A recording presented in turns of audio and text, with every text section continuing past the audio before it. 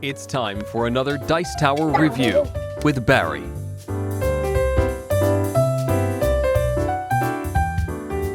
Salut! I'm Barry, and I'm going to be doing another mini review of an expansion for Carcassonne. Well, thank you very much. No problem. Yes, for Carcassonne. Okay, this, as I said, is a mini review. If you don't know what Carcassonne is, click the link here and watch my review on this game, because it is a game that you should already have. Why haven't you got it yet? Huh?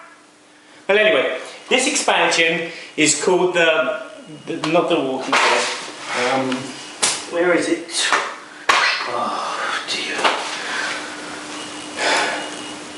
These are not the pants you're looking for. It's called Builders and Trades, or Traders and Builders. I'm going to have to learn to read English one day.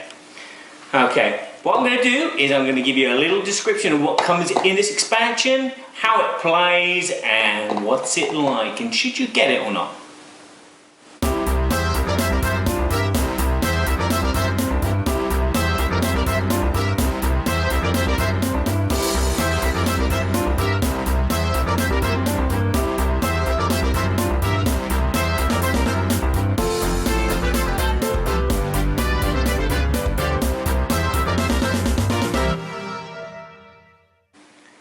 So, what you get in the Traders and Builders expansion is you get 24 new land tiles. Okay, these come again in a different variety of layouts and styles. They also got these lovely little symbols on them. These symbols refer to these tokens over here, which are wine, grain and cloth. Wine's in the barrel, the grain is like grain, and the cloth is, yeah. There are also 12 new followers. You get 2 for each colour. One's a pig and one's a funny shape, which is supposed to be a builder. And the last but not least, the most important thing is this lovely sack. You get this sack and you can place all your tiles into, and when you're playing you draw from the sack, and it makes it a bit more inconspicuous and a bit more random of what tiles are pulled out. So, what new rules does this expansion come with?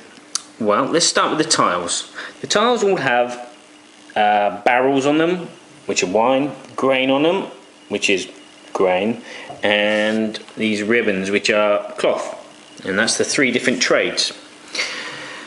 Basically, they appear on the city tiles. So while you're not building a city, you can gain the points from the city being finished, and you can gain 1 token for whatever trade is in your city.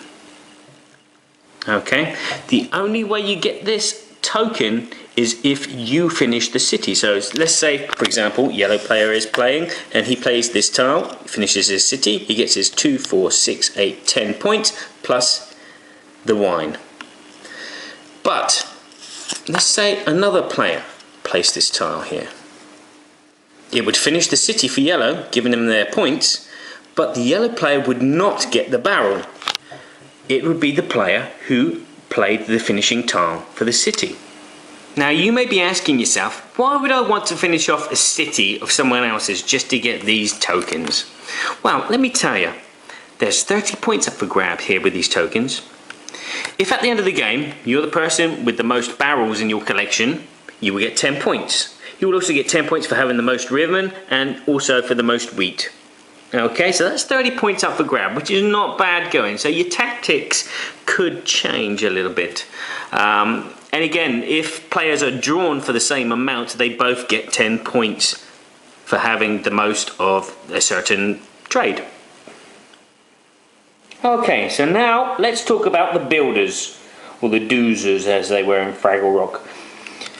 What do they do? What do they bring to the game? Well, they bring a very interesting mechanic as well. Let's say, for example, this is the game, and it was Yellow's turn. He draws this tile and decides to place it on his city, making it larger. He can now use his builder and place that on that tile. Okay, he cannot place it on anything else. He always has to have a meeple on a city or a road which he already owns. He cannot place the builder willy-nilly wherever he wants. So what does this do? Well, let me explain a bit further. Let's say the red player's turn next. And he places this one here, making his road longer, and he places his builder there. Okay, now it's back to yellow.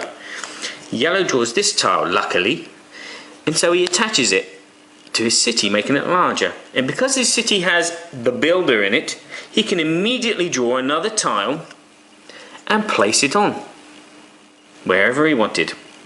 In this case, it's another city tile. Now let's go back to red, because it would be red's turn afterwards, logically. Okay, let's say red drew this tile. Okay, so he could do a city down here, but no, he decides that he's going to place it on the road.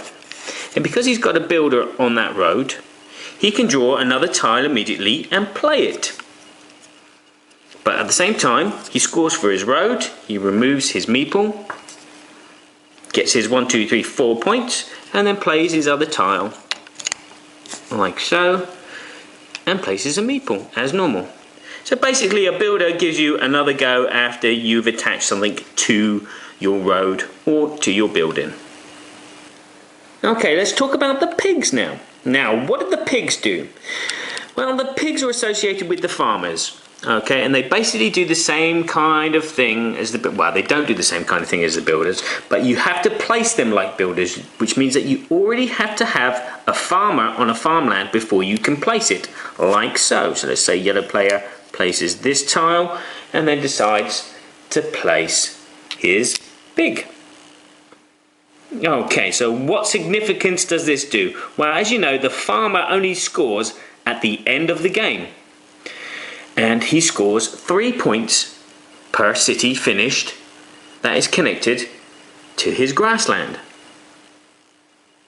So in this case, that's finished, that's finished, that's finished. Sorry, I had to do a check there.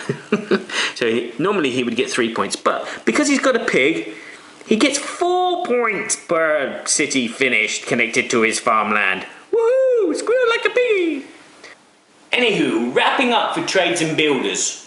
Is it an expansion you should get? Well, the 3 new variant rules I like them all. I love having the ability to finish someone else's city but gain all the tokens that they've been building into their city, and you know, they've been hoping to win. And then at the end of the game you get the kind of like a hidden score, because have you got more tokens than they have of the barrels, or have you got more wheat than they have? It gives that extra elevation. The builder, it's lovely to have another go after you've had another go. Who doesn't want to have another go after they've had another go? And the pig, it's just another way of getting points. It's very simple, but I can take it or leave it. I normally play with the trades and occasionally play with the builders, but definitely the trades. Every time we have the trades, don't we? Yeah. Okay, so with that said, the last thing I want to say is the sack. Sack, excellent addition. It's a lot more convenient to put all your tiles in the sack and pass it around the table than it is to have the actual stacks, because sometimes they do get knocked over. And the other thing is, when you've got different expansions, sometimes the printing quality is not the same, so you can tell. Some people can tell the difference and which expansion they're from. Yes, that one's from the Dragon and Princess. I'm not going to take that one because I don't want the dragon to move.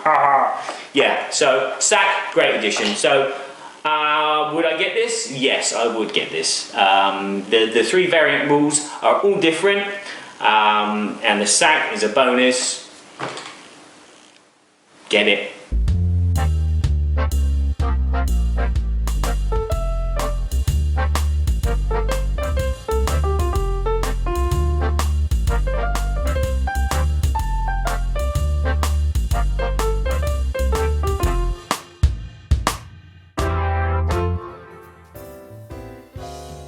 Thanks for watching our review today.